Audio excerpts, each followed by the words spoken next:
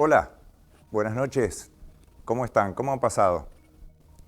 Espero y deseo que todos marchen con bien, que todo vaya bien, ¿sí? ¿Qué decirles? Hace bastante tiempo que me llegó un tema y la vida empieza a formar caminos, a establecer enlaces, vínculos, que en definitiva nunca sabemos cuándo terminamos frente a alguien que para mí es uno de los grandes expositores hispanos que en la actualidad tenemos de esta temática tan interesante, que no voy a dar muchas más vueltas y les voy a decir que hoy vamos a encontrarnos con Juan Ramón Calinga. Juan Ramón, buenas noches, ¿cómo estás? Hola, buenas noches. Encantado de estar aquí, en tu casa. Bueno, qué Sí. decirte, un enorme gracias porque estás a mitad de tu descanso, estás a mitad de la noche, te has despertado para tener este encuentro con nosotros, tener esta charla con nosotros, que de más sabemos que es edificante, que es positiva, que es fructífera. Me gustaría que te presentases, Juan Ramón, que hicieras un resumen en la medida que quieras. ¿De quién es Juan Ramón Calinga? Bueno, pues Juan Ramón es un hombre normal y corriente, como cualquiera, que ha sido bombero durante más de 30 años. También he sido empresario durante más de 15 años y compaginando las dos cosas, evidentemente. Y que, bueno, pues un día tuvo que cerrar la empresa y se vio envuelto en un concurso de acreedores. En ese momento descubre lo que es la ley natural, se pone a investigar, ve que ya no le da tiempo a utilizarlo para defenderse contra el concurso de acreedores, pero sí le interesa y se pone a estudiar. Entonces, cuando estoy estudiando esto, pues una amiga me dice que si me gustaría dar una conferencia sobre eso nuevo que estoy estudiando, le digo que sí, y nada, lo que nunca me esperaba yo es que se hiciera viral y que empezaran a llamarme por todas partes para dar conferencias sobre el asunto. Y aquí estoy. Es que es un tema que ha invadido, sin que nosotros lo percibamos como un tema, digamos, distante de nosotros, que invade todas nuestras situaciones. Porque en definitiva, Juanra, todo es comercio, ¿o no? Correcto. Porque cuando una institución te llama, no es para hacerte un regalo ni para explicarte lo guapo que eres o lo feo que eres. No, no, es para facturar. O sea, da igual la institución que te llame, siempre es para reclamarte algo. Si has construido en un terreno sin licencia, para que pagues. Si te llaman de Hacienda, es para poner la mano, como se suele decir. Oye, mi parte, dame mi parte. Oye, ¿mi parte de qué? ¿Del trabajo mío? ¿Por qué te tengo que pagar una parte del trabajo? ¿No? O sea, siempre es para facturar, como digo yo. Entonces, claro, al final descubres que todo es comercio, todo está pensado para el comercio y no para el ser humano que se desarrolle espiritualmente, que se desarrolle de una forma completa, integral. No, no, se trata de que tú cómprate esa ropa, paga una buena marca y entonces ya serás un hombre que todas las mujeres te perseguirán. O al revés, cómprate este vestido y ponte este maquillaje y todos los hombres te desearán. O sea, todo es comercio, todo está pensado para eso. Yo recuerdo un anuncio que me llamó mucho la atención, que era cuando la famosa esta modelo alemana, no me acuerdo, Claudia Schiffer, puede ser que era, Claudia que Schiffer. iba, creo que era Claudia Schiffer, que iba manejando un carro y iba medio desnuda. Y yo decía, pero bueno, y la enfocaban a ella en medio del carro, ¿no? De ver lo bueno que era el carro. No, no, no, la enfocaban a ella, que iba medio desnuda. Y yo digo, pero qué manera ya de promover un vehículo, ¿no? En vez de decir, tiene no sé cuántos caballos, es capaz de tracción 4 ruedas, o este tipo de cosas, ¿no? Que es lo que se debería de vender. No, se vendía a la mujer medio desnuda dentro del coche. Y entonces te das cuenta de que lo único que buscan es facturar.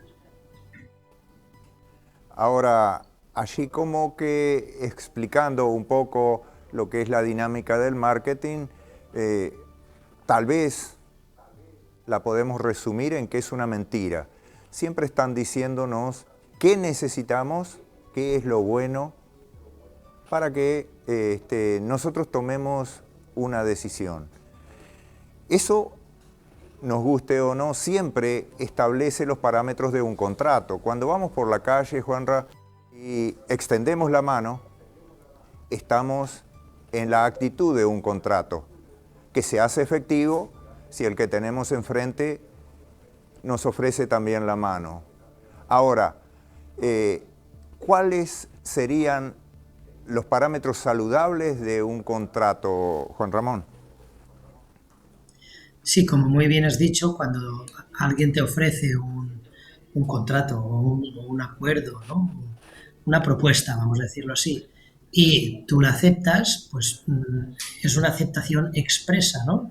Donde tú le dices de forma inequívoca que te interesa ese contrato, ya sea chocando la mano, firmando el acuerdo, lo que sea. Pero claro, resulta que el Estado interpreta que aceptamos su contrato social simplemente por el mero hecho de ir a votar, por ejemplo. Claro, tú estás diciendo, sí, me gusta este sistema y voto para que alguien me represente, porque yo voy a meter mi voz en una urna. Fíjate qué simbólico, ¿no? Y entonces otro hablará por mí porque yo ya me meto en una urna, estoy muerto y ya no pinto nada. Entonces, claro, un contrato, según la ley mercantil, necesita de 8 puntos para que sea válido. Primero, que las partes deben de estar capacitadas para contratar. Ese contrato social que el Estado dice que tenemos con él, pues resulta que es desde que nacemos. Claro, un bebé no tiene capacidad para contratar. Luego debe haber un consentimiento libre y genuino. O sea, tiene que saber, la persona implicada tiene que saber que está haciendo un contrato. Porque si cree que simplemente es una costumbre, pero no es consciente de que es un contrato, no hay un consentimiento libre y genuino. Luego tiene que haber una divulgación completa de los términos y condiciones. Si resulta que a mí no se me explica qué significa aceptar ese contrato, aunque sea de forma tácita, porque expresa no la hay, pero no se me explica las condiciones, yo no estoy aceptando ningún contrato porque puedo creer que es otra cosa. Es lo que en derecho se llama un vicio, ¿no? Un vicio en el contrato, un vicio en el acuerdo. El cuarto punto sería basado en un intercambio de valor. O sea, vale, yo acepto ese contrato a cambio de qué. No, resulta que el Estado nos dice que los impuestos es un tributo que das al Estado sin contraprestación. Oye, si no hay intercambio de valor, aquí falla algo, ¿no? El quinto punto es que tiene que haber una certeza de términos y condiciones. O sea, un contrato dice, si pasa esto, ocurre lo otro.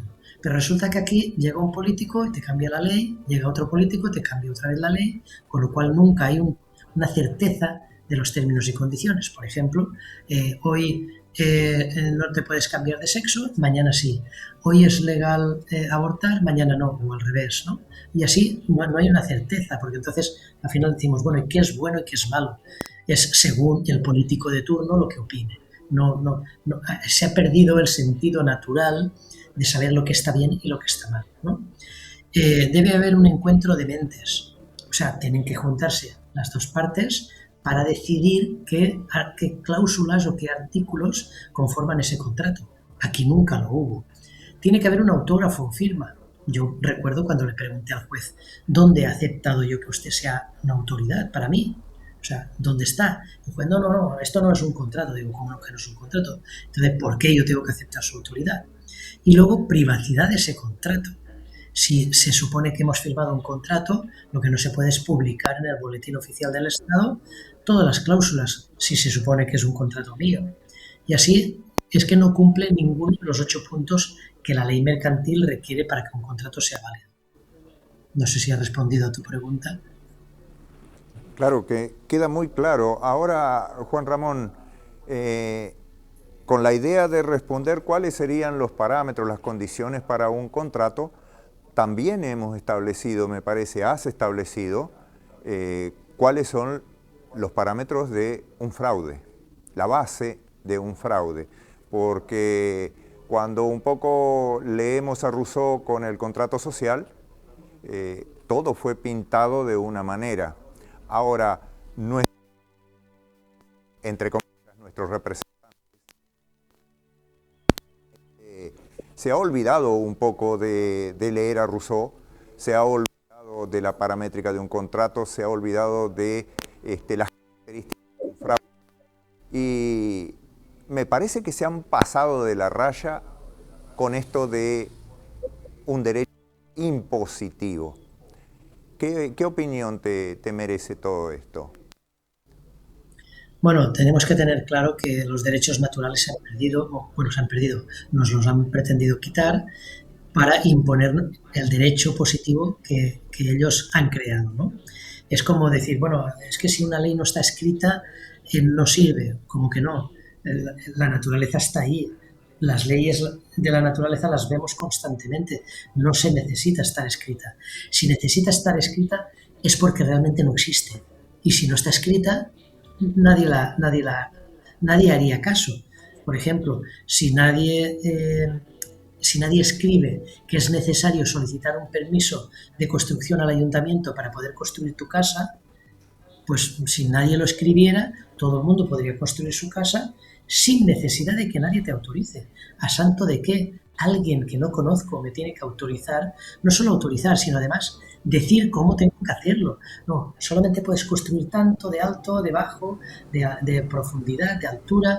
Oye, yo construyo mi casa como quiero, siempre que no moleste a nadie, evidentemente. Si alguien ha construido una casa y yo me pongo delante de él y le tapo las vistas, pues evidentemente me estoy perjudicando. Pero eso sí que te lo autorizan. Resulta que si te lo autorizan, tú sí que puedes construir una casa delante del vecino y taparle las vistas que tenía a la montaña, al mar, a lo que sea, y entonces sí que puedes. Entonces es ridículo todo esto. Entonces sí, como tú has dicho antes, todo esto es una mentira. Bueno, una mentira que nos la estamos creyendo. Yo más bien diría una ficción. De hecho, el documento de identidad es una ficción jurídica. Ellos mismos lo dicen. Y luego, claro, si resulta que buscas en Internet la definición de ficción jurídica, pues te quedas un poco diciendo, wow, ¿cómo puede ser que ellos pretendan que esto sea verdad? Porque te dicen que, fíjate, te lo leo textualmente, se denomina ficción jurídica al procedimiento de la técnica jurídica mediante el cual, por una ley que ellos sacan, porque se les ocurre, se toma por verdadero algo que no existe. O sea, ellos mismos te dicen que la ficción jurídica, o sea, el documento de identidad, toma por verdadero algo que no existe. Entonces, ¿qué es eso que se toma por verdadero y que no existe? Pues que se toma por verdadero que hay un contrato donde tú aceptas ser esa ficción jurídica, porque al aceptar esa ficción jurídica resulta que tú aceptas ser propiedad del Estado. Y por eso el Estado tiene autoridad sobre ti. ¿Qué significa autoridad? Es el autor. ¿Por qué el que escribe un libro o pinta un cuadro es el único que puede decidir qué se hace con ese libro o con ese cuadro? Porque es el autor, es la autoridad sobre eso que ha creado. Entonces resulta que como el DNI es creado por el Estado, resulta que él se cree con autoridad sobre ti porque tú te identificas con algo que ha sido creado por el Estado. Entonces, claro, esto puede parecer muy rebuscado a priori, pero es que solamente tienes que leer la ley, que leer la Declaración de Derechos Humanos, que de leer el contrato social, atascados, y dices, es que es así. Pero es que si además estudias historia y ves lo que hicieron en Roma cuando aplicaron el derecho romano, cuando eliminaron el derecho consuetudinario, cuando los legisladores de aquella época le recriminaban al emperador de turno o al gobernador de turno, al César que había en ese momento, le decían, oiga, es que usted está rompiendo el derecho consuetudinario, o sea, el derecho de costumbre, que ese derecho iba cambiando según la costumbre. Oye, pues ahora todo el mundo prefiere ir vestido de azul en vez de negro. Pues la costumbre marcaba la ley. Pero no, el gobernador, como no quería esperar a que la ley cambiara, o sea, a que la costumbre cambiara para cambiar los hábitos, pues él decretaba, de ahí viene el decreto, porque él decretaba su voluntad y había que obedecerla y obligaba a ejercerla por medio de la fuerza, que es la definición del Estado. Es un conjunto de instituciones que usan la fuerza como monopolio. O sea, tú no puedes responder con la misma fuerza que el Estado responde ante ti. Y eso no solo es que debería ser anticonstitucional, es que lo es en Estados Unidos. Por ejemplo, la quinta enmienda que permite tener armas, creo que es la quinta, ¿no? Creo recordar que es la quinta, que permite tener armas, la quieren eliminar, porque esa enmienda le permite al individuo ejercer la misma fuerza que el Estado. Y eso al Estado no le interesa, por eso quieren eliminarla, con el argumento de vez en cuando, pues le dan un arma a alguien que salga, pegue 4 tiros y digan, ¿veis? Es que hay que eliminar la posesión de armas porque mira lo que pasa, cualquiera tiene armas, se le cruzan los cables y mira, ha matado a 25 jóvenes en el instituto. Pero sí, eso puede pasar, evidentemente, pero es que da igual que tenga licencia de armas que no. Es que puede coger un arma y matar igualmente a la gente. No es necesario que el Estado le autorice para hacerlo. Cuando alguien está mal de la cabeza, simplemente lo hace y punto. El problema es que utilizan esas cosas, esas barbaridades, para exigir lo que ellos quieren, que es que la gente no pueda defenderse contra el Estado. Y esa enmienda precisamente permite la posesión de armas, y lo dice claramente, para defenderse contra los abusos del Estado. No es para defenderse contra los indios. Con los indios ya no atacan a la gente. Los indios están en sus reservas, en su lugar, y no molestan a nadie. De hecho, nunca pretendieron molestar a nadie. Fueron los occidentales quienes fueron allí y les molestaron a ellos, ¿no? Eso sería otra historia. Y, o sea, rompieron el derecho natural que había allí, el derecho de costumbre que había en Norteamérica, bueno, en todo el continente americano. Fueron los europeos a romper el orden natural. Fuera mejor o peor, pero él era el que había allí, ¿me entiendes? Entonces, ¿qué pasa? Que pretenden justificar todo. No, es que yo tengo derecho a obligarte a hacer algo, encima te lo pinto como derecho, pero si no lo aceptas, entonces te lo impongo. Entonces no es un derecho. Yo recuerdo cuando estaba delante del juez, porque claro, yo tuve la oportunidad de aplicar estas cosas en un juicio. A mí un policía me puso una denuncia, tuve que ir a responder porque me querían meter 3 años en la cárcel. Y claro, cuando yo le dije al juez, no, es que yo quiero, o sea, no quiero el abogado. O sea, usted me dice que tengo derecho a tener un abogado, pero yo quiero renunciar a ese derecho y usted no me lo permite. Y entonces la jueza, era una jueza, perdón, no era un juez, me dice, no, es que usted tiene derecho a un abogado, pero si usted pretende renunciar a ese derecho, entonces el Estado le impone esa obligación. Y entonces yo le dije, entonces ¿para qué le llaman derecho si es una obligación? Y entonces la jueza se quedó así como diciendo, wow, Me he resbalado, me he equivocado. Claro, es que es así, no son derechos, son imposiciones que el Estado te lo pinta como si fuera un derecho, que realmente es un derecho. El problema es que nos creemos que el derecho es algo que nosotros elegimos. Yo, por ejemplo, yo tengo este lápiz, y puedo tener derecho, o sea, tengo derecho a escribir aquí en un folio, pero yo puedo ejercer ese derecho o no. Soy libre de hacerlo. Pero ellos o sea, es lo que nos han hecho creer. Pero no, un derecho es una obligación. Lo que es, lo que tú puedes elegir hacer o no es un izquierdo. Y esto puede parecer una broma a priori, ¿no? Decir, claro, como es derecho es izquierdo. No, pero es que es así. La ley natural son nuestros izquierdos. Y el derecho que es el que nos impone el Estado. Por eso yo muchas de mis conferencias las titulo Cómo ejercer nuestros izquierdos. Y luego lo explico, evidentemente. Esto puede, claro, la gente dice, ay, pues yo nunca lo había oído. Claro, es que no quieren que lo escuches, es que no quieren que lo sepas, para que no los ejerzas. Si tú desconoces algo, evidentemente nunca vas a ejercerlo. Porque es que bueno, el contrato social la gente desconocía hasta la pandemia, nadie sabía que existía, solo cuatro que habían estudiado filosofía y lo habían estudiado en facultad. Y luego, encima, decían que eso era filosofía. No, no, eso es real. O sea, la ministra de Sanidad, perdón, la ministra de Trabajo de España vino de una reunión en Europa y dijo, hemos renovado el contrato social. O sea, no es algo de filosofía, es algo actual. Y encima fueron y se reunieron, sin decírnoslo, para renovarlo. Renovar es cuando una cosa existe que tú la renuevas. Por ejemplo, este lápiz existe, pero yo ahora lo limo por aquí, le pongo un lacito y lo he renovado. Pero ya estaba antes. Si no estuviera, diría, he creado este lápiz. No diría lo he renovado, ¿me entiendes? Entonces, ellos manipulan el lenguaje para crear hechizos. Y tenemos que ser muy prudentes con qué hechizos creamos. Porque constantemente nos están lanzando palabras nuevas. Ahora, por ejemplo, está muy de moda que la gente diga, ay, no me da la vida, no me da la vida. Y la gente lo ha tomado como una moda y no para de decirlo. Y yo pienso, pero ¿no os dais cuenta qué hechizo estáis decretando para vuestra vida? Que la vida no te dé nada. La vida no me da la vida. O sea, estás haciendo un decreto para que la vida no te dé. Yo, al contrario, yo digo que la vida me va de maravilla.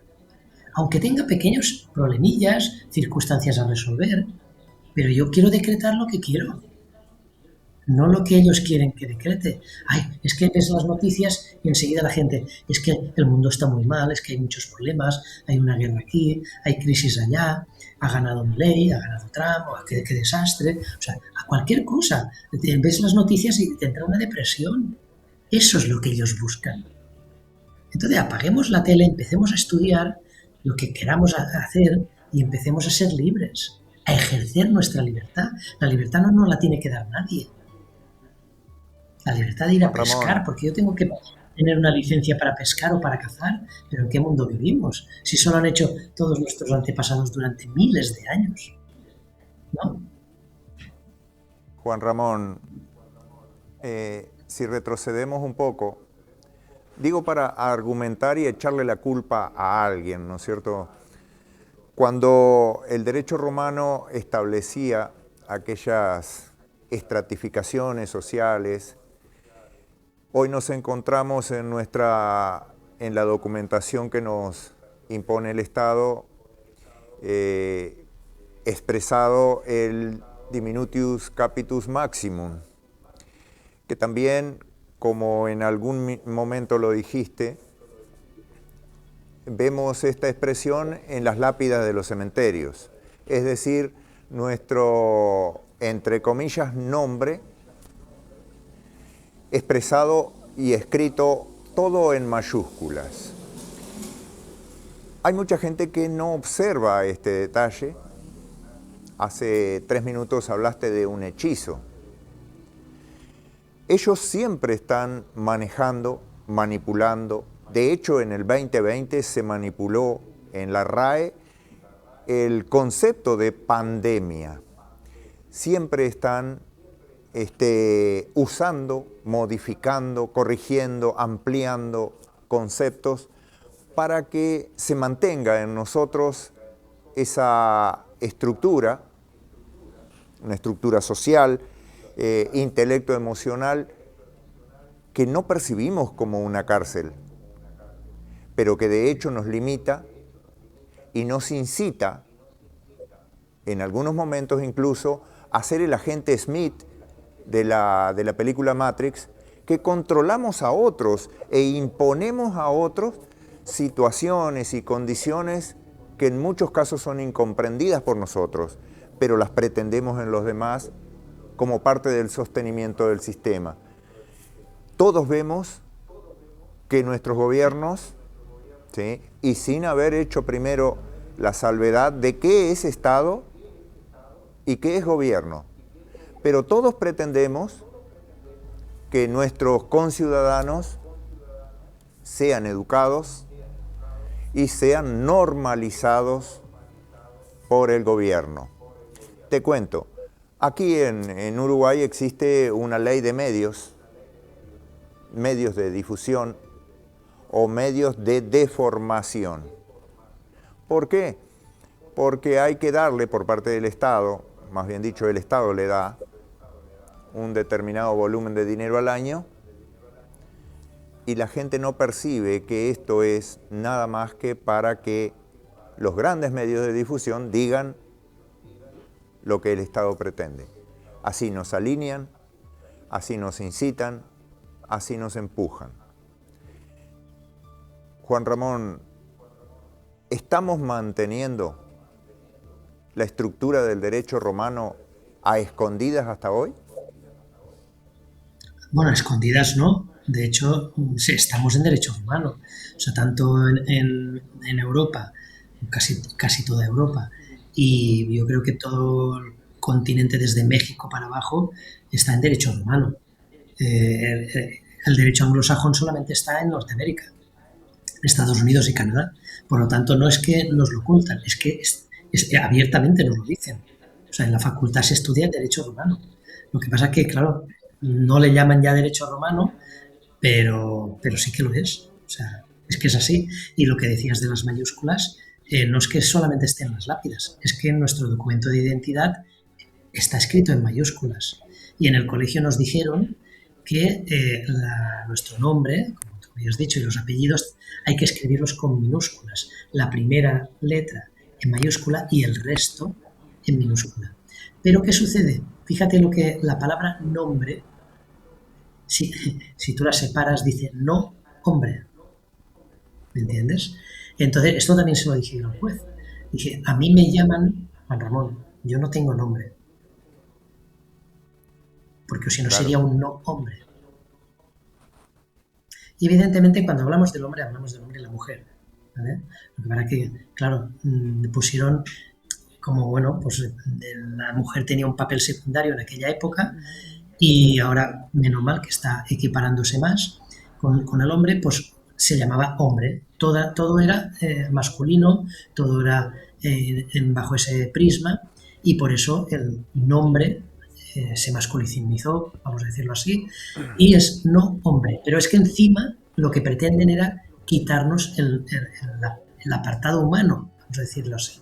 ¿Y por qué esto? Porque fueron los romanos los que inventaron la personalidad jurídica, a través de la persona, que la persona viene del latín personare, que era la máscara que se ponían los actores en un teatro para que personare, ¿no? Para que sonara su voz más fuerte. Y entonces estaban representando a un personaje. Tú cuando estás identificándote con el DNI, con el documento de identidad, estás representando a un personaje que no eres tú.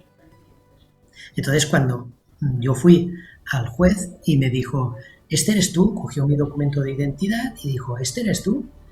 Y yo digo, me quedé pensando y digo, claro, pensé durante un segundo, dije, vamos a ver, si ves mi fotografía ahí y te lo he dado yo, ves mi firma y tal, ¿para qué me preguntas eso? Necesitan que tú des el consentimiento. Sí, yo soy eso, yo soy ese trozo de plástico. Pues mi respuesta fue muy clara y directa. Le dije, ¿no ve que no? ¿No ve que eso es un trozo de plástico? yo soy un ser humano. Y entonces, si yo hubiera dicho una tontería, lo lógico es que el juez me hubiera dicho, oiga, no me falta el respeto o cualquier cosa de ese tipo. Sin embargo, se calló y no dijo nada, pero no consiguió mi consentimiento. O sea, mi consentimiento a que él, bueno, era una jueza, como decía antes, a que ella fuera mi autoridad. Ella es una autoridad, eso nunca hay que discutirlo.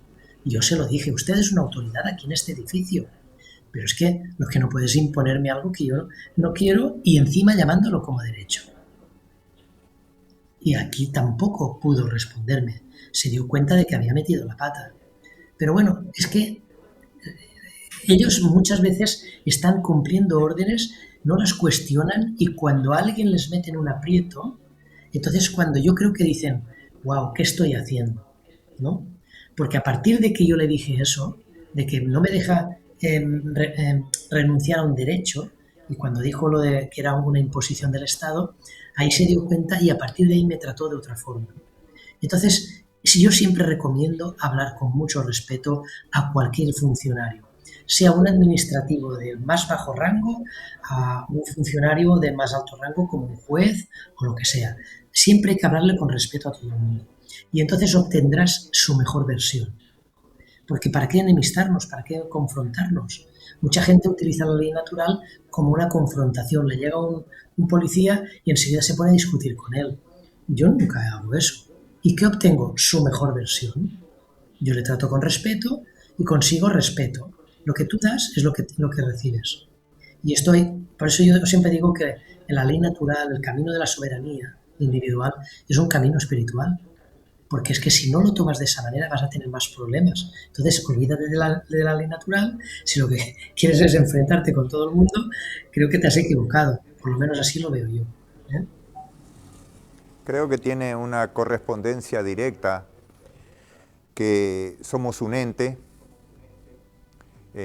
vivenciando una experiencia tridimensional, una experiencia física, tal cual un individuo y su coche.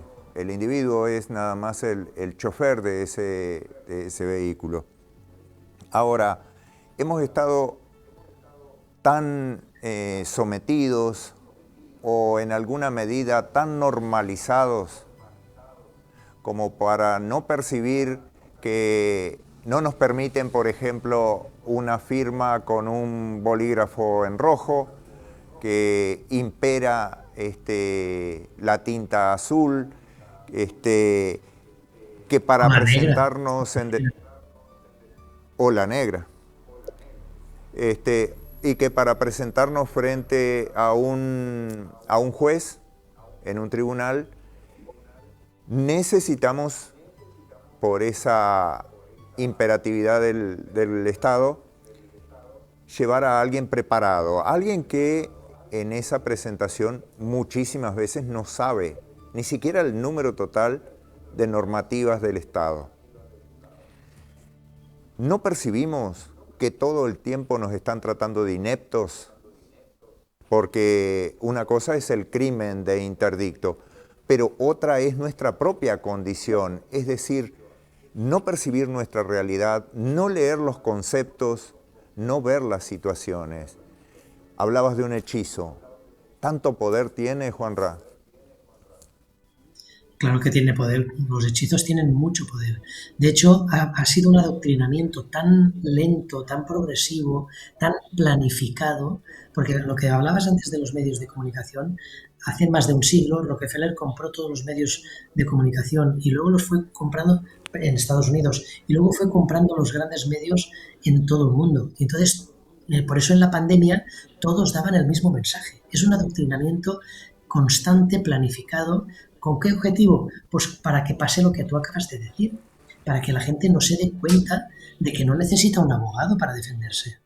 Claro, si tú estás todo el día trabajando y luego cuando llegas a casa tienes que ocuparte de los niños y no tienes tiempo para estudiar derecho, evidentemente pues tendrás que buscar a alguien que te ayude. El problema no es buscar a alguien que te ayude como se hacía antiguamente. Oiga, yo traigo a este amigo o a esta amiga para que me ayude y si tengo alguna duda le pregunto y entonces tú podías responder, pero podías tener a alguien que te aconsejara. Pero ahora no, ahora te tiene que representar. Representar significa porque tú no estás presente. Y si tú no estás presente, tú no estás. Entonces, cuando o no estás o estás muerto. Porque ten en cuenta que los jueces van de negro. Y cuando uno va de negro, va de luto. Entonces, ¿qué pasa? Por eso te decía lo de la tinta negra. Cuando te hacen firmar con tinta negra, tú aceptas estar muerto. Y cuando te hacen firmar con tinta azul, si tú firmas, aceptas comercio. El comercio, o sea, la tinta azul viene de la ley marítima, que es la ley del comercio, del mar. Cuando viene el mar, vienen las mercancías, descargan en el puerto y comienza el comercio, ya sea por pesca o por mercancía que viene de otro lugar. Cuando firmas con negro, estás aceptando ser un muerto, porque ¿qué significado tiene firmar en negro? Deberíamos de firmar en rojo como se firmaba antiguamente. La gente se hacía una raya con un cuchillo y ponía su huella. Eso es inequívoco, de que esa huella solo es tuya. De hecho, los textos antiguos se firmaban así. Era una manera de certificar que eras tú y que estabas vivo, que lo habías hecho en vida, no de muerto. Sin embargo, como he dicho antes, cuando aceptamos ir a votar, dicen la fiesta de la democracia. Y yo digo, no sé para quién, la fiesta parece que es para ellos, pero la pagamos nosotros, con nuestros impuestos, porque vamos, yo no encuentro otra explicación. Pero fíjate que ponen una urna, te dicen que es una urna. ¿Por qué no le llaman caja? No, meter tu voto en esa caja. No, le llaman una urna. Y una urna es donde meten a los muertos. Entonces tú decides estar 4, 5, 6 años, depende del país, con la boca cerrada, porque has metido tu voz. Voto viene de voz. Tu voto es cuando tú en una asamblea dices, yo estoy a favor o estoy en contra, es tu voz. El voto es tu voz. Y tú decides de meterlo en una urna para que otro te represente porque tú no vas a estar presente. Por eso cuando el juez me decía, luego este sí que era el juez porque fue cuando fue la audiencia, me decía, no, es que usted necesita un abogado. Y yo le dije, yo no necesito que nadie me represente porque estoy aquí presente. Y claro, el juez no sabía qué hacer. La fiscal iba allí con el portátil, le decía, oye, ¿qué hacemos? Yo no sé qué hablaban. Estaban allí un ratito y luego se volvía a sentar la fiscal. Y al final tuvieron que archivar, simplemente porque no me identifiqué. Pero ojo, esto hay que saber hacerlo y cuándo hacerlo. Porque si a ti te han quitado los niños y haces esto, entonces no vas a ver a tus niños. Hay que saber cuándo hay que actuar de una forma y de otra. ¿Vale? O sea, quiero decir con esto que no la gente ahora empiece a actuar así sin saber cómo hacerlo, porque esto tiene su técnica como en todas las cosas. Igual que el abogado sabe lo que tiene que hacer en el juicio porque sabe todos los pasos, cuando el juez le dice una cosa sabe cómo tiene que responder, pues esto requiere su técnica también. Y tienes que ser muy consciente de cuándo puedes hacerlo y cuándo no. O mejor dicho, cuándo debes hacerlo y cuándo no. Porque poderlo puedes hacer siempre, pero a lo mejor las consecuencias son peores. Entonces, estudiar la ley natural es muy importante porque te va a ayudar a saber cómo actuar en muchas circunstancias de una manera más eficiente. Y cuándo también debes de aceptar sus leyes para evitar problemas mayores. Como por ejemplo el caso que te comentaba de que cuando hay niños por en medio es un tema delicado, porque si te sale mal puedes perder a los niños. Entonces tienes que estar o preparado o ya buscarte un buen abogado. Yo lo que sí que recomiendo, si al final uno decide que un abogado le represente, es huir de los abogados de oficio. Búscate un buen abogado en esa materia. Te va a salir más barato.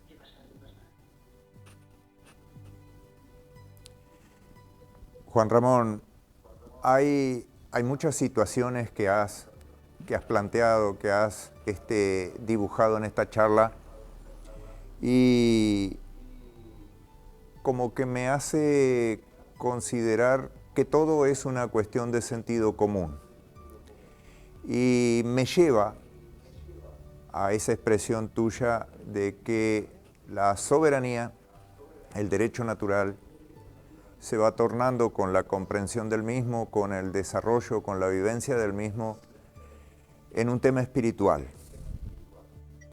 No puedo desoír que has hablado de hechizos, que estamos hablando de un magister, es decir, un mago, como es el juez, alguien que echa condena. Estamos hablando de ley marítima, Como las brujas. estamos Te echo una hablando... condena y te condeno a... ¿no? O sea, como si fuera una bruja de antigua. Exactamente, exactamente. Ahora, estamos hablando incluso de cómo son los atributos de un estrado. Estamos hablando de un gran acting, estamos hablando de una gran obra teatral. Se terminará esta obra teatral con el despertar, por decirle de alguna forma, y la toma de conciencia de sí mismo, de cada individuo. Yo estoy convencido de que sí, de que el despertar es inevitable y ellos lo saben, por eso están pisando el acelerador. Lo que pasa es que mucha gente se cree que, ay, como va a venir el despertar, qué bien, y se tumba a dormir la siesta, ¿no? Esto implica un último esfuerzo, porque esto es como en una carrera, el sprint es lo más importante, porque si no sprintas, si no empleas todo tu esfuerzo en el último momento, te pueden adelantar todos. ¿Comprendes? Has dicho antes una cosa que quiero que no se me olvide, porque forma parte de esos hechizos que nos han lanzado, y es el sentido común. Has dicho, al final todo es sentido común. Sí, la ley natural era sentido común hace 2000 años. Hoy no lo es. Y te voy a explicar por qué. Porque sentido común significa el sentir común, el sentir de la mayoría. Y cuando todo el mundo sabía lo que era correcto y lo que no, el sentir común, el sentido común era lo correcto. Pero cuando todo el mundo cree que lo que no es correcto es lo normal, es lo correcto, o sea, que el Estado te gobierne, que el Estado te tenga que autorizar para hacer cualquier cosa, que el Estado te imponga impuestos sin contraprestación y que encima te lo digan en la Constitución de que es así. O sea, cuando la gente ve normal todas estas absurdidades, todos estos absurdos, entonces el sentir común no es el sentido común que entendemos. No sé si me explico. El sentir común Claro. yo no lo quiero, yo no quiero el sentido común. O sea, porque el sentir común para mí es lo erróneo. Ah, es la mayoría, ya, pero normalmente la mayoría a veces se equivoca. ¿Por qué? Porque ha sido adoctrinada por el Estado. O sea, la escuela, esto que todo el mundo quiere llevar a los niños a la escuela, porque así los educarán y los formarán. O sea, la gente no sabe que las escuelas, o sea, tienen un currículum que viene de la escuela militar prusiana, que era para formar soldados obedientes, no para crear genios allí, no, no, no, no, no. Era para crear soldados obedientes. Ahora es para crear eslabones obedientes, o sea, trabajadores obedientes que no discutan y que estén dispuestos a dar la mitad de su trabajo, o sea, del rendimiento de su trabajo, al Estado y encima estar contentos. Entonces yo el sentido Sabes común que, ese no lo quiero. Juanra, acá en Uruguay hay una preponderancia de una empresa papelera finlandesa. Una preponderancia tan grande que ellos le han dicho al Ministerio de Educación cuáles son los planes de estudio de los niños. Entonces, es claro esto que decís. También es claro que esto no es netamente algo judicial por hablar de normas, porque las normas nos las han impuesto en la medicina, en la alimentación, en el agro, en la religión. Entonces, de esa manera, ellos han establecido un sutil, entre comillas, porque es hasta que alguien se despierte, hasta que alguien se dé cuenta, pero una férrea estructura de esclavización que, como te comentaba hace un momento, en muchos casos nosotros mismos, por inconsciencia, somos los fiscales y los agentes del sistema de nuestros propios vecinos. Establecer esa base para desarrollar un camino de espiritualidad, ¿cuáles según vos serían los pasos, serían, digamos, los fundamentos para crecer? Bueno, yo creo que lo primero es tomar conciencia de qué somos, quién somos, ¿no? Y yo, bueno, yo como lo he experimentado, lo tengo muy claro, ¿no? Nosotros no somos personas. Como tú muy bien dijiste antes, somos entes, somos el propio Dios encarnado en esta materia para experimentar. Entonces, si yo soy Dios y tú eres Dios y todos nuestros oyentes son Dios, si cuando tomas conciencia de eso, entonces no puedes hacer daño a nadie. Pero claro, ellos no quieren que descubramos eso. No quieren que descubramos que somos el mismísimo Dios que ha encarnado aquí para experimentar este 3D. Claro, eso quita a Dios afuera y lo mete dentro. Y eso no les interesa. Ellos quieren que tú veas a Dios fuera para que tú te sientas una cosita pequeñita, insignificante e inválida. Y sí, eso es un sistema de esclavitud encubierto porque le llaman democracia y nos hacen creer que la democracia es libertad. Entonces, por eso digo que es un sistema de esclavitud encubierto, porque no te lo dicen abiertamente. Los esclavos de antes, los que les ponían las cadenas, sabían que eran esclavos y eso para el dueño era un riesgo, porque si el esclavo sabe que es un esclavo, siempre intentará huir de alguna forma. Pero si el esclavo no sabe que es esclavo, estará feliz y entonces pagará impuestos y hará todo lo que le pidan y encima estará contento y avalará a su líder y le defenderá a muerte, haga lo que haga. Y lo estamos viendo aquí en España. Se están destapando todos los robos que han hecho nuestros amadísimos expresidentes y la gente los defiende, ¿no? Es que los otros lo hicieron peor ya, pero ahora no estamos hablando de nosotros, estamos hablando de lo que se ha descubierto ahora. O sea, ¿cómo puedes seguir defendiendo a alguien que ha robado, bueno, el que quiera saber que mire las noticias, ¿no? O sea, la propia Guardia Civil está investigando, pero siguen defendiéndolos. O sea, tú hablas con algún socialista y dicen que no, que es que todo eso es culpa de Franco. Digo, pero si Franco murió hace 50 años, ¿cómo va a ser culpa de Franco que el presidente esté robando? O sea, es absurdo, ¿entiendes? O sea, y entonces vemos ese adoctrinamiento, ese poco sentido común, aunque es el sentido común de toda la gente, pero dices, están alineados, ¿cómo se llama? Nunca me sale la palabra. Como que estás en un alien, ¿no? ¿Cómo se dice? Nunca me sale. Pero creo que me entiendes, ¿no? Alienados, eso. Sí. Alienados. O sea, están abducidos. ¿Qué nos podés decir, qué nos podés comentar? Porque ya viste que hay algunos interesados en el tema. Hace unos momentos leía por allí un mensaje y un saludo de Carlos Monsechi.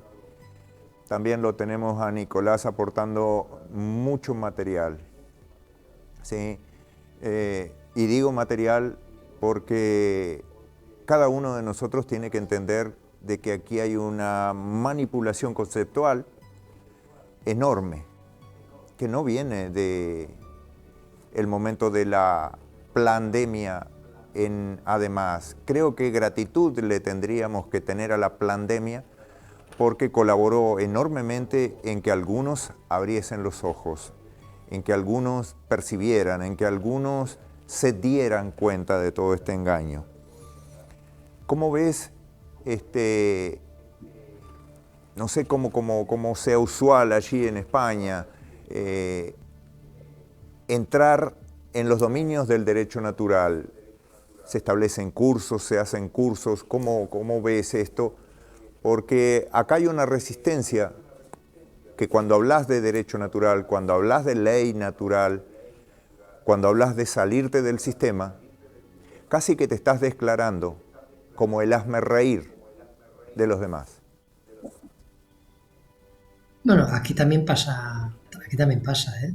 O sea, tú aquí le hablas de derecho natural a la gente y por qué el Estado tiene que mandar sobre mí, por qué los niños tienen que ser del Estado cuando son de los padres, ¿no? Y la gente lo ve normal. O sea, aquí también pasa eso, ¿eh?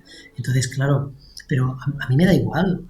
A mí me da igual, como hablábamos antes, cuando sabes quién eres, cuando sabes lo que eres, te da igual lo que piense el demás porque sabes que el otro no está en sus cabales, porque ha sido abducido, ha sido adoctrinado de una manera tan agresiva y además ven las represalias del Estado si no obedeces las órdenes y entonces pues mucha gente ya se ha dejado, o sea, ha abandonado su libertad y prefiere ser un esclavo. Pues perfecto, pero nadie tiene derecho a obligarme a que yo sea un esclavo. Por lo menos yo voy a defender lo mío y claro, es muy importante estudiar para poder ejercer tus derechos y tus izquierdos. ¿Cómo estudiar? Pues bueno, hay muchas formas de estudiar. O sea, ahora sabes que un grupo de gente me ha invitado a ir a Uruguay y yo, vamos, encantado de ir para allá para enseñar lo que sé. O sea, entonces, bueno, el que esté interesado, que contacte con vosotros y que pueda venir a esas charlas que daré, o no sé, ya decidiremos lo que haremos, ¿no? Si haremos una charla normal, o haremos 3 charlas, o haremos un taller de 3 días, no sé, eso ya lo decidiremos, pero yo encantado de ir y enseñar lo que yo sé en otras partes de este mundo, ¿no? Así que, claro, hay que transmitir la información, porque yo no lo sé todo, yo sigo aprendiendo día a día, pero entre todos podemos seguir aprendiendo. Si yo te enseño lo que yo sé y tú me enseñas lo que tú sabes, pues seguro que todos crecemos y eso da más valor a la propia sociedad, esa que está en contra de nosotros. Pero el día que vaya despertando, por eso yo digo que traigan otra pandemia, si la gente está asustada con esto del antivirus o no sé cómo lo han llamado ahora, yo estoy deseando que venga, porque a ver si así despierta el triple de gente que despertó en la primera pandemia y todavía seremos más que ellos.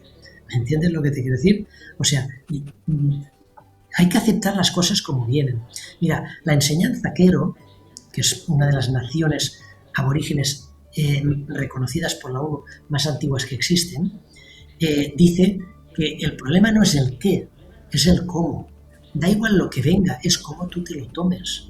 La gente que despertamos durante la pandemia, aunque bueno, yo creo que ya teníamos un poco de despertar de antes, pero mucha gente despertó en la pandemia por el cómo se tomó las cosas, porque cuestionó y descubrió que todo era una farsa.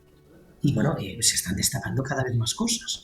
No, para que hay gente que quiere seguir tapándose los ojos y no quiere ver la realidad. Chico, pues da igual, tú tápate los ojos, ponte una venda bien gorda y sigue yendo hacia el precipicio, pero déjame que yo pueda quitarme la venda. Fíjate, hasta la justicia la pintan con una venda. Oye, no, quítate la venda y mira la realidad, porque a lo mejor estás juzgando mal, ¿no? Y de esa forma, pues ojalá venga otra crisis buena para que despierte más gente. Es que, a ver, no es que lo esté deseando, pero yo, da igual, yo voy a seguir estudiando y cuestionando las cosas que vengan, si son para cuestionar, evidentemente, si es algo que es incuestionable. Pero es que habían tantos errores en la pandemia, o sea, lo hicieron tan mal.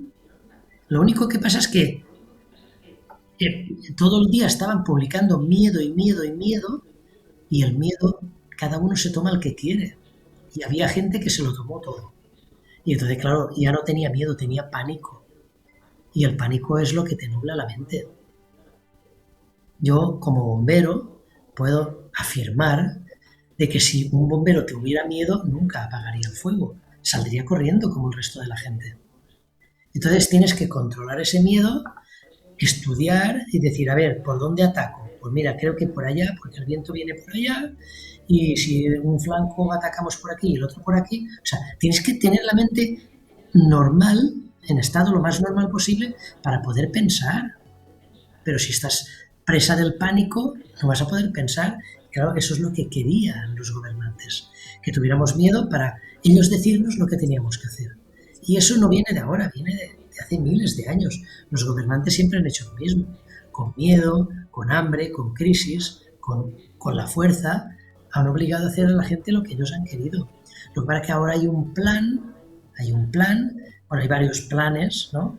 Que le llaman agendas, llámenlo como quiera, pero hay varios planes, el plan Kalergi, bueno, muchos más, donde hay una serie de instrucciones dadas a los gobernantes, ¿eh? Para seguir un currículum en el colegio, en las universidades, en la comida, como tú decías antes, en todas las cosas. Ahora en España para tener gallinas tienes que pedir licencia, por favor, para tener gallinas y conejos, que los han tenido todas las familias durante generaciones, que mucha gente ha sobrevivido gracias a eso. Ahora tienes que pedir licencia y ellos te dicen cómo tienes que cuidarlas. O sea, yo tengo un amigo que dice, me vinieron el otro día para decirle cómo tenía que darles de beber agua. ¿Perdona? O sea, que pero tan inútiles nos creéis que nos tienes que decir cómo tenemos que darle de beber agua a las gallinas cuando llevo 5 años teniendo gallinas y no se me han muerto. Están ahí estupendas. O sea, vamos, lo que tú decías antes, nos tratan de inútiles, como si fuéramos a idiotas y entonces nos tienen que decir cada cosa cómo hacerla. Pero es que la gente, mucha gente lo ve normal. Y dices, pero ¿cómo puede ser? Por eso lo del sentido común para mí ya no tiene sentido, porque el sentir común, no estoy de acuerdo con ese sentido común, lo siento. Pero es que, Juan Ramón, es prácticamente lo mismo que cuando te hablan del bien común, porque la argumentación es que el Estado, o mejor dicho, el gobierno impone normas con un objetivo edificante para todos. Ahora, el gran objetivo edificante que por lo menos se nota acá es que nuestros representantes cobran muy buenos sueldos,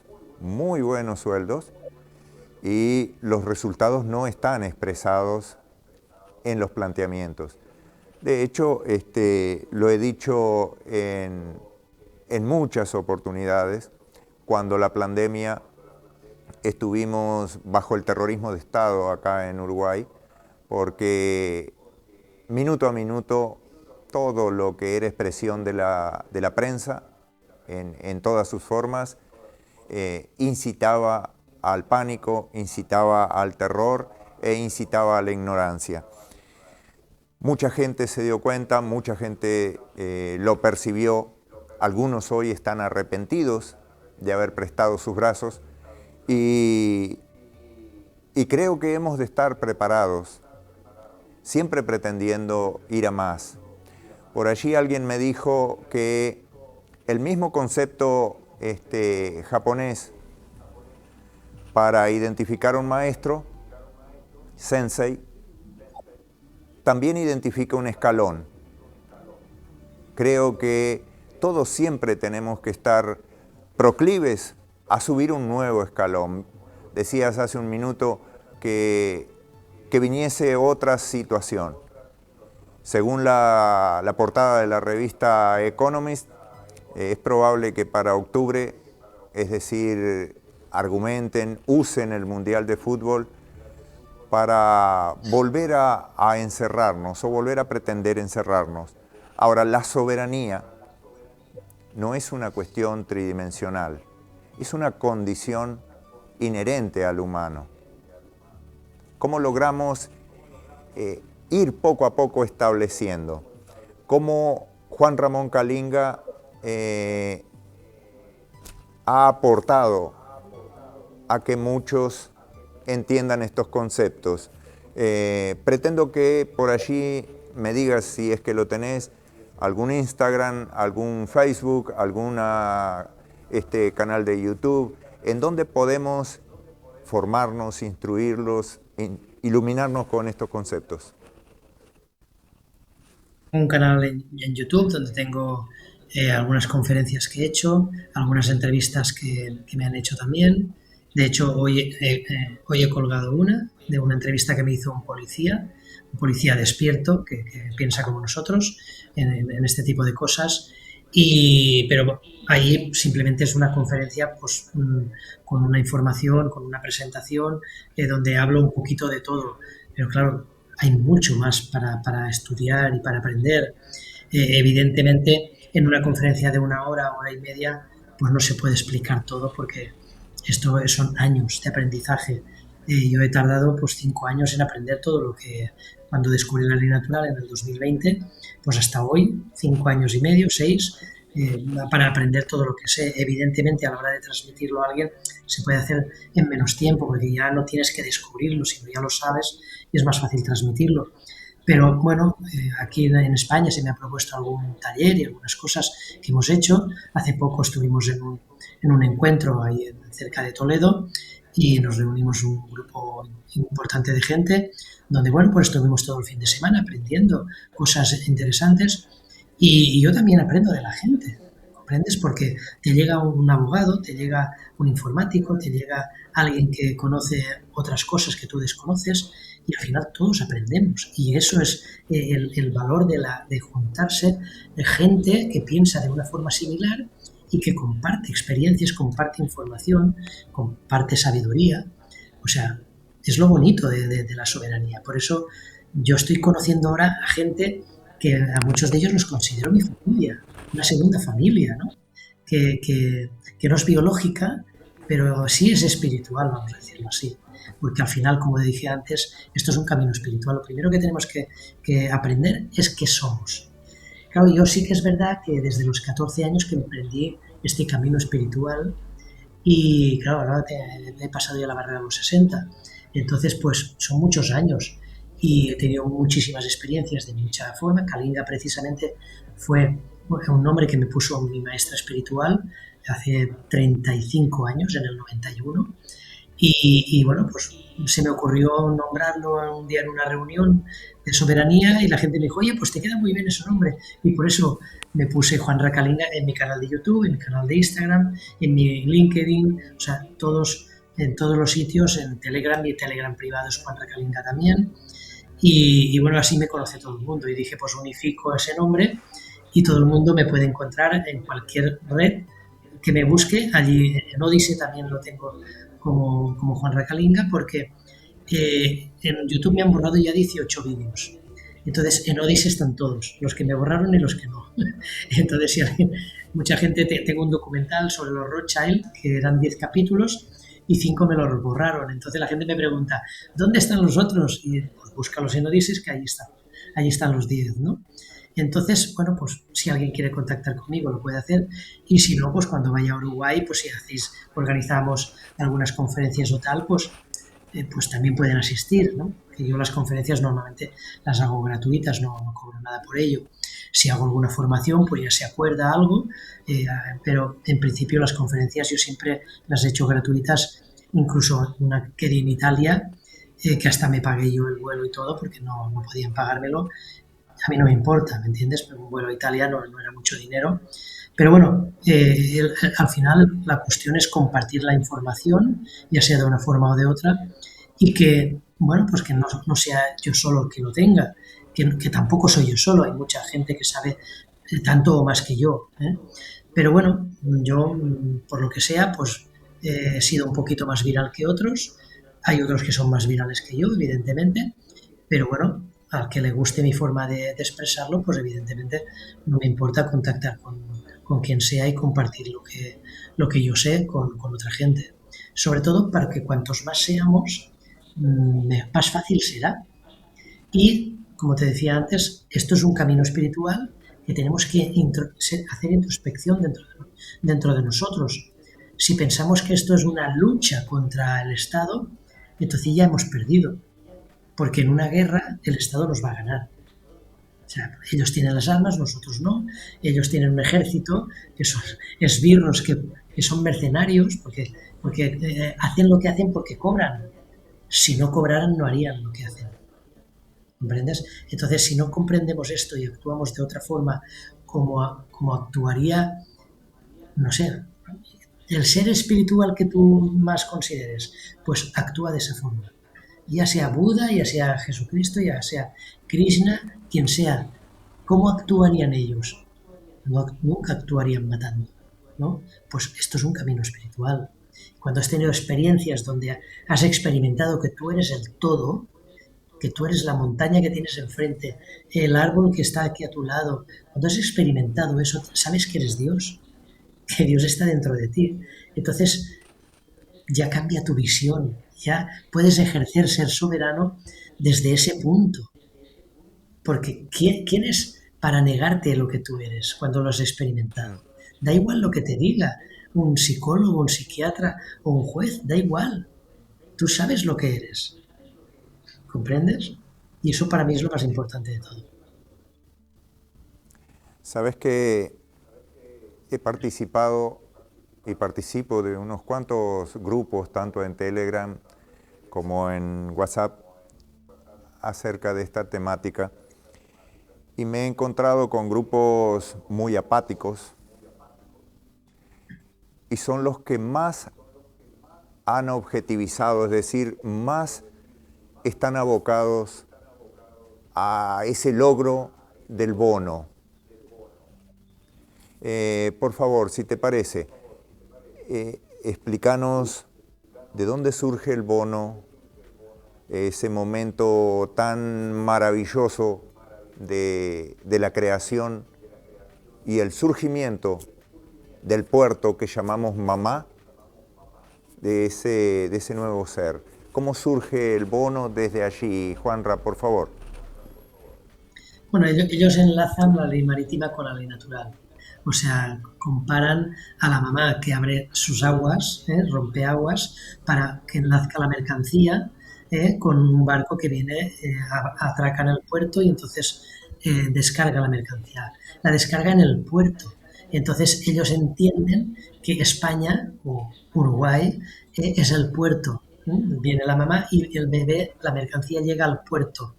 Entonces, ¿qué sucede? Que se hace un acta de manifiesto. Cuando llega la mercancía a tierra, se hace un acta de manifiesto, que es un certificado donde se manifiesta que la mercancía ha sido descargada, y cuando nace el bebé, cuando el bebé es alumbrado, mejor dicho, se hace un acta de nacimiento, lo mismo que sucede con las mercancías.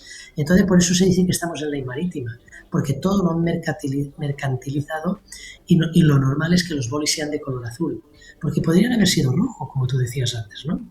Entonces, ¿qué sucede? Ellos con ese acta de nacimiento crean un valor, porque resulta que eso es un título, o por lo menos ellos lo toman como un título, generan un bono que es lo que permite al Estado endeudarse. O sea, los Estados no se endeudan porque sí. Antiguamente, cuando hacían préstamos donde les daban oro, tenían que devolver el oro. Si no lo devolvían, entraban en bancarrota. España entró en 13 bancarrotas, nada más y nada menos, cuando existía el patrón oro. O sea, cuando se comerciaba con oro. Entonces, ahora lo hacen de forma diferente. Los bancos centrales y la Reserva Federal puede crear dinero de la nada con el valor nuestro, porque nosotros somos los avalistas, con los bonos que ellos crearon cuando fuimos alumbrados, por medio de ese acta de nacimiento. Entonces, cuando nosotros hacemos el acto de activar el bono, que le llamamos, lo que hacemos es revertir ese bono. Pero ojo, aquí mucha gente se cree que va a recibir un montón de millones en su cuenta bancaria. Eso es un error. Aquí no hay dinero. Se trata de valores, de títulos. Entonces, la gente que se cree que cuando activa el bono le van a llegar cientos o 1.000 millones en la cuenta bancaria, es que ha oído campanas pero no sabe por dónde suenan, ¿vale? Como decimos aquí en España, que suenan campanas. No sé si allí en Uruguay también se estila esta frase, ¿no? Pero lo que se hace es, primero, evitar que el Estado se endeude con nosotros, porque ya hemos dejado de ser un valor, perdón, de ser un aval. Ese valor que el Estado creó con nosotros, por eso nos pesan cuando nacemos y dicen, ¿vales tu peso en oro? Pues resulta que si pesas 3 kilos, 4 kilos, pues ellos, ¿cuánto vale el oro en ese momento? Ahora vale unos $100.000 aproximadamente, o un poco más, o sí, creo que va en dólares un poquito más que en euros, será a lo mejor 140 o 150 mil dólares. Pues si has pesado 4 kilos, hablamos de $500.000. Pues ese es el valor que tienes en el momento de nacer. Lo meten en bolsa, ese título de valor lo meten en bolsa, esas ballenas que se denominan, que cuando invierten en bolsa rompen la rompen, ¿no? La hacen saltar por los aires, ya sea para arriba o para abajo. Pero ¿qué está sucediendo realmente? Ellos no tienen ese dinero. Juegan con tus títulos, con nuestros títulos, invierten en bolsa para ganar dinero y al final nuestro título, que valía $500.000, resulta que acaba valiendo 100, 200 o 500 millones de dólares porque juegan en bolsa, que la bolsa la crearon para eso, ¿eh? Y entonces los estados se pueden endeudar en base a ese valor. ¿Y quién pagará los impuestos? El avalista. ¿Y quién es el avalista? Nosotros. Nosotros siempre que nos identifiquemos con la ficción jurídica. Por eso tenemos que pagar impuestos, para pagar las deudas del Estado. Porque eso de que no, es que los impuestos son para hacer carreteras, colegios y hospitales, eso es mentira. Los colegios, las carreteras y los hospitales ya están desde hace mucho tiempo y la inversión en ese tipo de cosas es ínfima. Aquí en España es esos 3 capítulos, que siempre son los que nos venden, es apenas de un 6% de todo el presupuesto del Estado. O sea, el pago de la deuda supera ese porcentaje. Pero además solo es para pagar el interés, ni siquiera se amortiza capital. Entonces el bono es precisamente para evitar que el Estado se pueda endeudar con nuestro aval, pero además para que lo que ellos llaman impuestos, o sea, eso que cuando nosotros pagamos o que creemos que pagamos, realmente no estamos pagando. ¿Por qué? Porque los billetes, el dinero de actual, no existe. Es mentira, son papeles. Ni siquiera son papeles a veces, son apuntes contables en un ordenador. Entonces, cuando creemos que pagamos algo, no estamos pagando nada. Hay un equilibrio de cuentas. Entonces, lo que podemos hacer con ese bono es equilibrar nuestras cuentas. Que eso hay que explicar para que la gente entienda y requiere un poquito más de explicación y no voy a entrar ahora en detalle en ellos. Pero sí para que la gente no crea que le van a ingresar, o sea, es lo que quiero dejar claro, que esto no es dinero que te van a ingresar en la cuenta. Entonces, quien te diga eso, huye corriendo porque te está engañando. Porque el dinero Juan no Ramón, existe. pero sí estaríamos cambiando o haciendo el intento de cambiar la condición que el Estado nos tiene, porque nos tiene en la condición De de deudores deudores y a acreedores. pasaríamos a acreedores. Correcto. Sí, Eso es el sabes objetivo que, de hacer todo el proceso de lo que se llama acreedor de parte asegurada, que culmina con la activación del bono.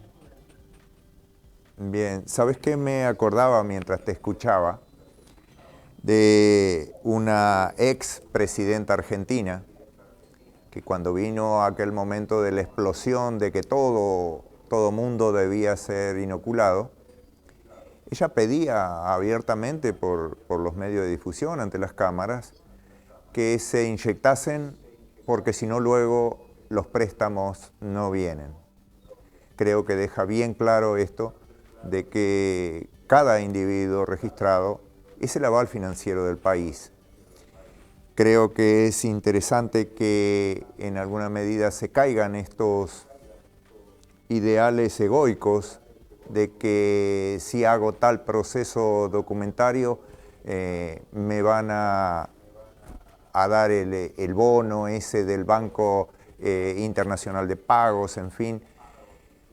Por eso es que me gustó enormemente en los mensajes, en las charlas que tuvimos, que me dejases tan claro de que esto es una vía más que nada espiritual.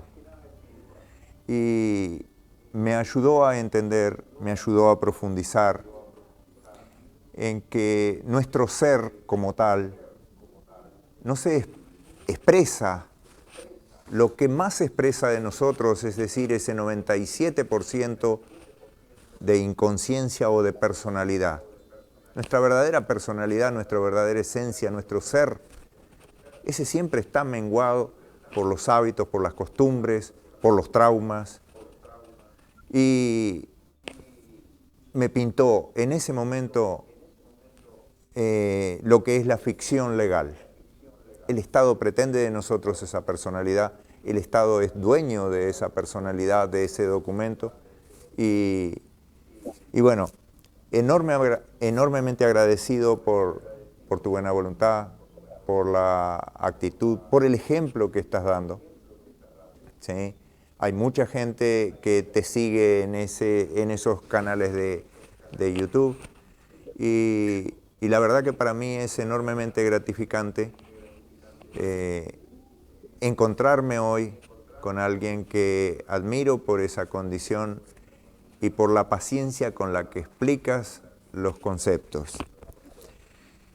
En la medida que creas, me gustaría, para ir cerrando, ya se nos ha pasado gran parte del tiempo, dieras un mensaje, dieras algunos conceptos, porque muchos están cayendo en el desánimo. Te comento de que Uruguay tiene uno de los índices de suicidio más grandes de toda la zona, cerca del 25%. Hay mucha gente que, agobiada, empujada, condicionada por esa quita de derechos invisible que hacen los gobiernos. Y me gustaría que nos hablaras de esto, si es que querés, si es que podés. Bueno, como decía antes, el asunto no es el qué te suceda, sino el cómo te lo tomas. Yo recuerdo cuando en 2004 comencé un proyecto empresarial. Me costó mucho ponerlo en marcha. Vendí una propiedad que tenía, que era donde yo vivía, para poder... yo vivía en el campo, en una instalación, o sea, en un sitio de más de 1 hectárea, era autosuficiente energéticamente, me lo había hecho yo a mi forma, o sea, yo estaba en el sitio que yo había creado. Vendí esa propiedad para poder montar la empresa. O sea, era un proyecto que lo sentía mío, era como mi hijo. Pues unos socios que bueno, acepté que entraran en la empresa, me echaron de mi propio proyecto y luego me pusieron una querella criminal. Yo al principio pensé en matar a ese tío. O sea, la primera impulso fue, digo, yo busco una escopeta y me lo cargo. Digo, porque me ha quitado a mi hijo. O sea, yo veía a la empresa como mi hijo, ¿no? O mi hija. Pero luego tuve una entrevista con la alcaldesa de mi pueblo y me hizo ver que esto era una lección, una de las mejores lecciones que yo iba a tener en mi vida. Y eso me hizo cambiar totalmente la forma de ver eso, ¿no? Pues digo que lo importante no es lo que te pasa, sino el cómo te lo tomas. Entonces yo a partir de ahí empecé a verlo como, a ver, ¿qué tengo que aprender de aquí? Y empecé a estudiar. Ahí fue donde empecé a estudiar Derecho yo. O sea, luego llegó el Derecho natural, pero ahí empecé a estudiar Derecho porque, claro, yo quería demostrarle al juez que yo era inocente de todo lo que se me acusaba.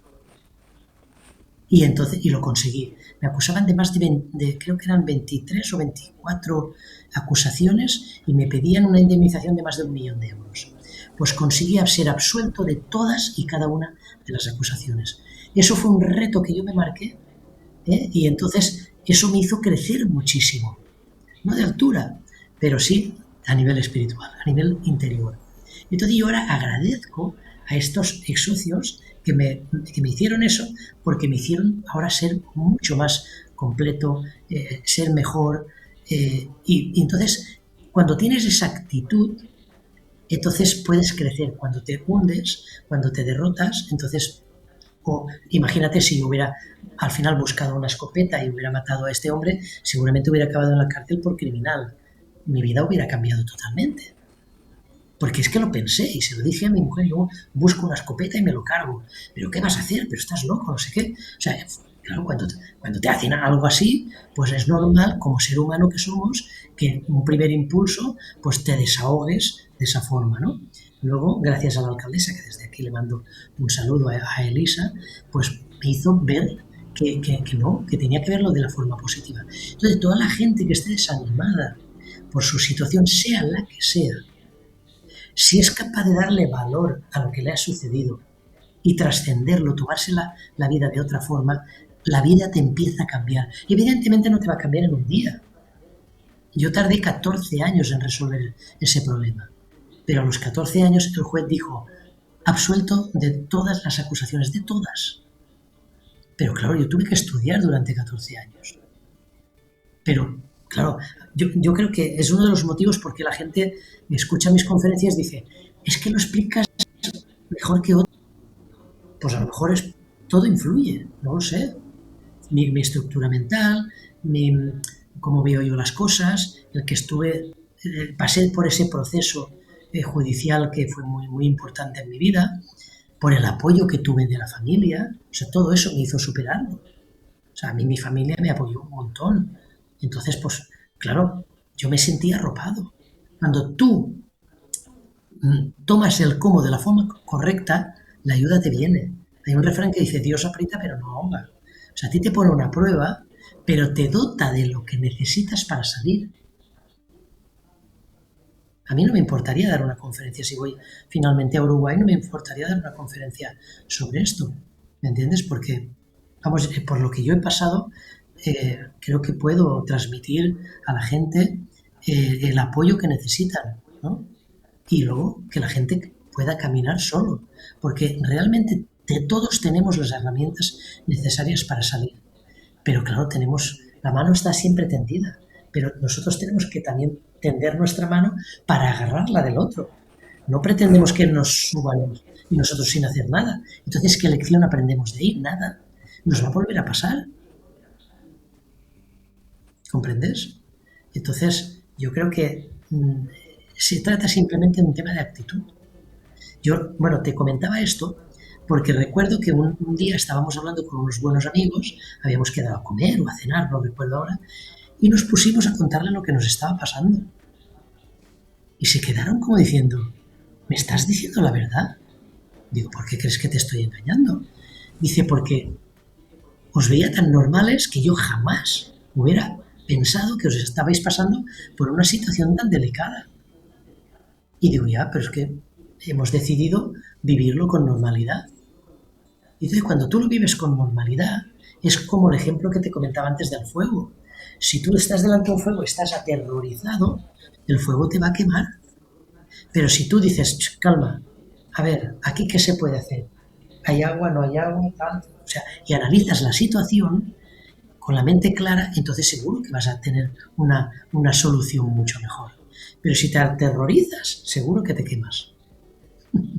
Entonces, tenemos que aprender que el pánico o el miedo no es un buen consejero. Y lo digo por experiencia, ¿no? Es así. Juan Ramón, hace más de 4 años me ofrecieron la oportunidad, que sigo enormemente agradecido de ello, de que me haya empujado a crecer, de que me haya empujado a enfrentar determinados miedos. Y elegí encontrarnos, entendiendo que era encontrarnos vos y yo,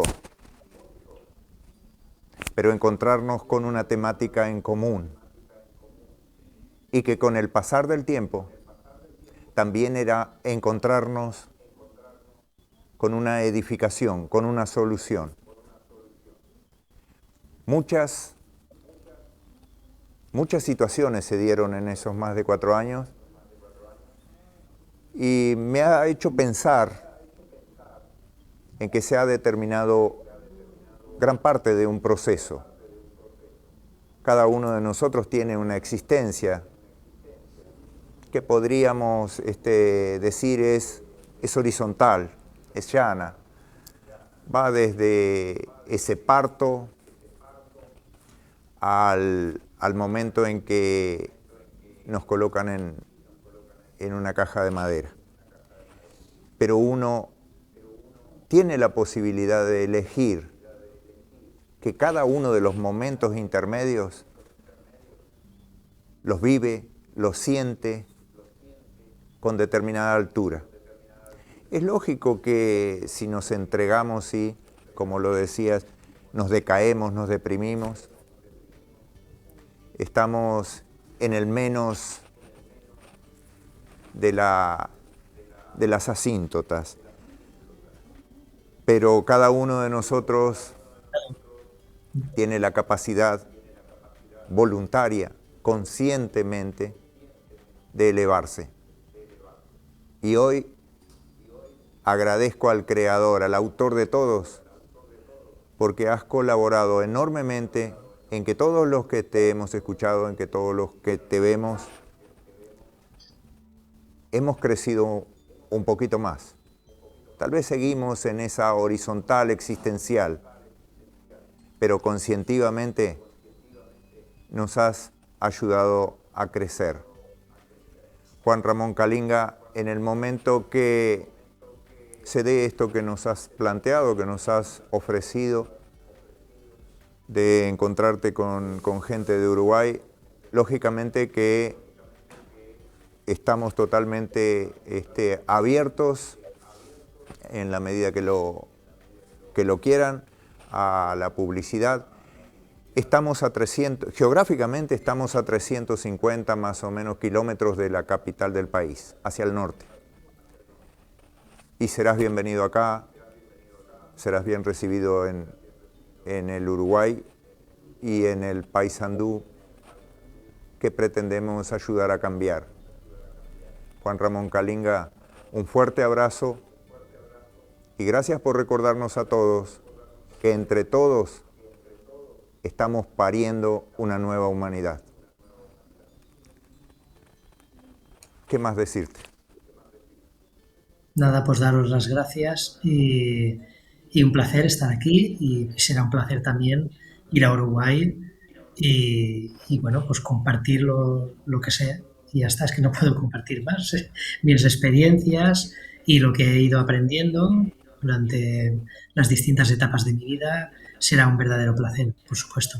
Además, yo conozco ya Uruguay, he estado, creo que 3 veces estuve en Montevideo, recorrí muy poquito de los alrededores y me encantará conocer otra zona de allí de Uruguay, por supuesto. Muy bien. Bueno, agradecidos estamos. Y a ustedes que estuvieron allí del otro lado de las cámaras, les recordamos que el próximo jueves, 21 horas, por esta nuestra casa, Efusiva TV, vamos a hacer nuevamente el intento por volver a encontrarnos. Que lo pasen bien.